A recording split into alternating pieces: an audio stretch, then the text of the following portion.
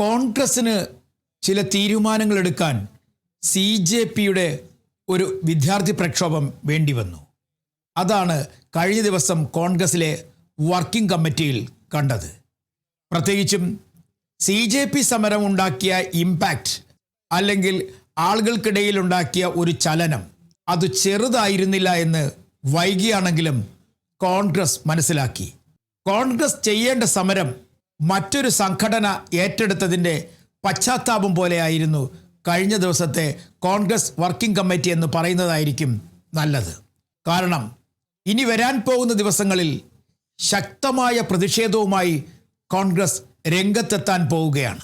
3 കാര്യങ്ങളിലാണ് കോൺഗ്രസ് പ്രതിഷേധം സംഘടിപ്പിക്കാൻ പോകുന്നത്.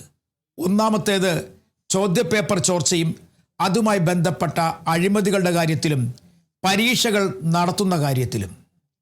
ഇക്കാര്യത്തിൽ ചെറിയ പ്രതിഷേധമല്ല കോൺഗ്രസ് സംഘടിപ്പിക്കാൻ പോകുന്നത്. വിദ്യാർത്ഥികളെ സംഘടിപ്പിച്ചുകൊണ്ട് ഇന്ത്യയിലെ 800-ലധികം വേദികളിൽ പ്രശ്നങ്ങൾ ഉന്നയിച്ചുകൊണ്ടുള്ള പ്രതിഷേധങ്ങൾ സംഘടിപ്പിക്കും. ചില സ്ഥലങ്ങളിൽ രാഹുൽ ഗാന്ധി എത്തുമെന്നും പറയുന്നുണ്ട്. എന്തായാലും നല്ല കാര്യം. വൈകിയാണെങ്കിലും പ്രതിഷേധം ശക്തിപ്പെടുത്താൻ തന്നെയാണ് കോൺഗ്രസിൻ്റെ ഇപ്പോഴത്തെ നീക്കവും തീരുമാനവും. അത് മാത്രവുമല്ല, കോൺഗ്രസ് ഒരു കാര്യം കൂടി പഠിച്ചു. ചുരുങ്ങിയ ദിവസം കൊണ്ട് തന്നെ CJP എത്ര കണ്ട് ശക്തി ആർജിച്ചു, അതല്ലെങ്കിൽ എത്ര കണ്ട് അവരുടെ സമരം ജനങ്ങളുടെ ഇടയിലേക്ക് ഇറങ്ങിച്ചെന്നു എന്ന കാര്യത്തിൽ വ്യക്തമായ ചില സൂചനകൾ കൂടി കോൺഗ്രസ്സിന് കിട്ടി. ഇനിയും മൗനം പാലിച്ചാൽ പ്രതിപക്ഷ സ്ഥാനത്തേക്ക് മറ്റേതെങ്കിലും രാഷ്ട്രീയ പാർട്ടികൾ കടന്നു വരുമോ എന്നുള്ളൊരു ചിന്ത കൂടി നേതാക്കന്മാർക്കുള്ളിലേക്ക് കടന്നെത്തി എന്നുള്ളതാണ് ഇപ്പോൾ പറയേണ്ട ഒരു പ്രധാനപ്പെട്ട കാര്യം. സാധാരണ പാർലമെൻറ്റിലെത്തി മടങ്ങിപ്പോകുന്ന പതിവായിരുന്നു പണ്ടൊക്കെ കോൺഗ്രസ്സിന്. എന്നാൽ ഇത്തവണ പാർലമെൻറ്റ് യോഗങ്ങളിൽ അല്ലെങ്കിൽ പാർലമെൻറ്റ് സമ്മേളന സമയത്തൊക്കെ തന്നെ ശക്തമായി പ്രതികരിച്ച കോൺഗ്രസിനെയും ഇന്ത്യ സഖ്യത്തെയും കണ്ടു. എന്തായാലും വാക്കുകളിൽ ഇത് അവസാനിക്കാതിരുന്നാൽ മതിയായിരുന്നു. ഈ 800 വേദികളിലും ഇവർ പ്രതിഷേധം നടത്തിയാൽ മതിയായിരുന്നു. ഇതിന് തൊട്ടു പിന്നാലെ അവർ ശക്തി ആർജിക്കുമെന്നുള്ള പ്രതീക്ഷ കോൺഗ്രസിനുണ്ട് എന്നാണ് ചില നേതാക്കന്മാർ പറയുന്നത്.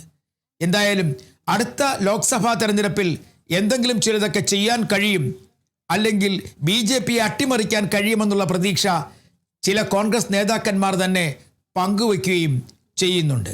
അതുകൊണ്ട് തന്നെയാണ് ഇപ്പോൾ ഈ സമരം ഏറ്റെടുക്കുവാനും ഈ സമരവുമായി മുന്നോട്ട് പോകുവാനും തീരുമാനിച്ചിട്ടുള്ളത്. കാരണം ദേശീയ തലത്തിൽ കോൺഗ്രസ്സിന് അല്പമൊന്ന് ശക്തി കുറഞ്ഞോ അല്ലെങ്കിൽ അതിൻ്റെ ഊർജം അല്പമൊന്ന് കുറഞ്ഞോ എന്നൊക്കെയുള്ള ചിന്തകളുണ്ടായിരുന്നു. ആ ചിന്തകൾ ഒന്ന് മാറിയിട്ട് പൊതുജീവനുമായി കോൺഗ്രസ് ഉയർത്തെഴുന്നേൽക്കാനുള്ള ഒരു നീക്കം നടത്തുകയാണ് എന്ന് വേണമെങ്കിൽ പറയേണ്ടി വരും. എന്തായാലും കഴിഞ്ഞ ദിവസത്തെ കോൺഗ്രസ് വർക്കിംഗ് കമ്മിറ്റി പുതിയൊരു ഊർജം നേതാക്കന്മാർക്ക് സമ്മാനിച്ചു എന്നാണ് ചില നേതാക്കന്മാരൊക്കെ പറയുന്നത്. ഇനിയുള്ള പ്രധാനപ്പെട്ട കാര്യം, ഇത്തരം കാര്യങ്ങൾ അല്ലെങ്കിൽ കോൺഗ്രസിൻ്റെ മുന്നിലെത്തുന്ന സമരപരിപാടികൾ സംഘടിപ്പിക്കുമ്പോൾ അതിനൊപ്പം അല്ലെങ്കിൽ ഇന്ത്യ മുന്നണിയും കൂടിച്ചേർന്നുകൊണ്ടാണോ അല്ലെങ്കിൽ ഇന്ത്യ മുന്നണിയിലെ ഘടകകക്ഷികൾക്കൊപ്പമായിരിക്കുമോ ഈ പ്രതിഷേധങ്ങൾ എന്നുള്ള കാര്യമാണ് നമ്മൾ മനസ്സിലാക്കേണ്ടത്. ഇന്ത്യ മുന്നണിയിലെ സഖ്യകക്ഷികളെ കൂടി ഒപ്പം നിർത്തി കോൺഗ്രസ് ഈ പ്രതിഷേധവുമായി മുന്നോട്ട് പോകുമോ, അതല്ലെങ്കിൽ വ്യക്തമായ ധാരണയോടുകൂടി കോൺഗ്രസ് മാത്രം മുന്നോട്ട് പോകുമോ എന്നുള്ളതാണ് എല്ലാവരും ചോദിക്കുന്ന ഒരു കാര്യം. കാരണം തൃണമൂൽ കോൺഗ്രസ് അല്പമൊന്ന് അകന്നു നിന്നെങ്കിലും ഇപ്പോൾ കോൺഗ്രസുമായി ഒന്ന് അടുത്തിട്ടുണ്ട്. ഇപ്പോൾ നന്നായി അകന്നു നിൽക്കുന്നത് DMK ആണ്. ഇവരെയൊക്കെ ഒപ്പം നിർത്തി പ്രതിഷേധം ശക്തി പ്രാപിപ്പിക്കുമോ എന്നുള്ളതാണ് മറ്റൊരു പ്രധാനപ്പെട്ട ചോദ്യം. എന്തായാലും കോൺഗ്രസ് അവരുടെ നീക്കങ്ങൾ വളരെ വേഗത്തിലാക്കാനുള്ള പരിപാടികളിലേക്ക് പദ്ധതികളിലേക്ക് കടന്നിരിക്കുന്നു എന്ന് വേണമെങ്കിൽ പറയാം. എന്നിരുന്നാലും പുനഃസംഘടന ഉൾപ്പെടെയുള്ള കാര്യങ്ങളിൽ മെല്ലെപ്പോക്ക് എപ്പോഴും തുടരുകയാണ്. പ്രത്യേകിച്ചും കേരളം ഉൾപ്പെടെയുള്ള സംസ്ഥാനങ്ങളുടെ കാര്യത്തിൽ. തെക്കൻ കേരളത്തിൽ കോൺഗ്രസ്സിന് വലിയ പിന്തുണ ലഭിക്കുമെന്ന് നേതാക്കന്മാർക്ക് ധാരണയുണ്ട്. പക്ഷേ അങ്ങ് വടക്ക് അത് ലഭിക്കുമോ എന്നാണ് ചില നേതാക്കന്മാർ ചോദിക്കുന്നത്. ആ നീക്കങ്ങൾ അല്ലെങ്കിൽ കോൺഗ്രസ് അത്രയധികം ശക്തിയായി കോൺഗ്രസ് തിരിച്ചു വരാതിരിക്കാൻ BJPയും നല്ല നീക്കങ്ങൾ വടക്കൻ സംസ്ഥാനങ്ങളിൽ നടത്തി തുടങ്ങിയിരിക്കുന്നു. കാരണം തെരഞ്ഞെടുപ്പിന് മുന്നോടിയായിട്ടുള്ള നീക്കങ്ങൾ അവർ ആരംഭിച്ചു കഴിഞ്ഞിരിക്കുന്നു. BJPയിൽ സെക്രട്ടറിമാരെയും വൈസ് പ്രസിഡന്റുമാരെയും ഒക്കെ മാറ്റിയിരിക്കുന്നു. ചില പുതുമുഖങ്ങളെ കൊണ്ടുവന്നിരിക്കുന്നു.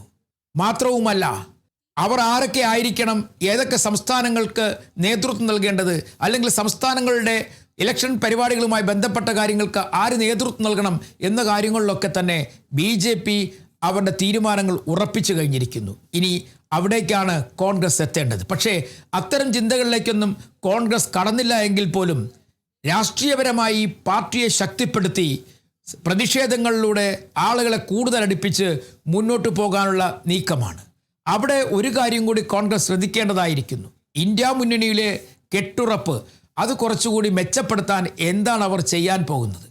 കാരണം മുലായം സിംഗും അതുപോലെ തന്നെ മറ്റു നേതാക്കന്മാരുമൊക്കെ എത്രയധികം പിന്തുണ നൽകും? ഇതൊക്കെയാണ് ഇപ്പോൾ ചിന്തയിൽ കടന്നു വരുന്നത്. എന്തായാലും കോൺഗ്രസ് ഒരു കാര്യം ഉറപ്പിച്ചു കഴിഞ്ഞിരിക്കുന്നു.